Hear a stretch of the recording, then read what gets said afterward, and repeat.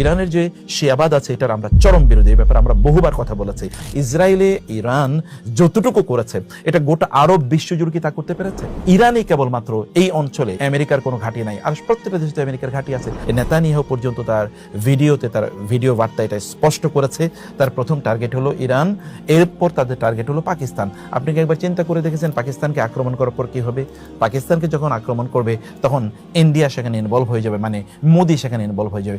মোদিকে কেবলমাত্র পাকিস্তানকে আক্রমণ করবে, বাংলাদেশকে ছেড়ে দেবে আপনার মনে হচ্ছে? অনেকে এই কথাও বলতে পারেন যে গাজায় যখন আক্রমণ করেছে তখন ইরান কেন আক্রমণ করলো না? ইরান কেন আক্রমণ করলো না এই প্রশ্নের আগে কি আমরা বলতে পারি না গোটা মিডল ইস্ট কেন একটা কথা বলতে পারলো না? আরব বিশ্বে কি কোনো কাজ নাই?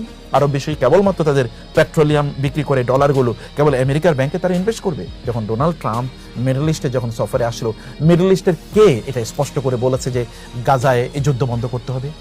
বরং আমরা দেখেছি ট্রিলিয়নস অফ ডলার সেখানে তার প্রতি ইনভেস্ট করা হয়েছে, তাকে বিশাল বড় বিমান উপহার দেওয়া হয়েছে। এটা তো আপনারা দেখেছেন। শুধু কি তাই, সেখানে মুসলিম নারীরা তাদের মাথাগুলো ঝুলিয়ে, তাদের চুলগুলো উন্মুক্ত করে, এখানে যুবতী নারীরা, সুন্দরী নারীরা, মেয়েরা, তারা কিভাবে তাকে স্বাগত জানিয়েছে। এটা যদি মুসলমানদের সামান্যতম পার্সোনালিটি থাকে, মুসলমানদের যদি একটু গায়রত থাকে, তাহলে এটা কোনো মুসলমান কিভাবে মেনে নিতে পারে?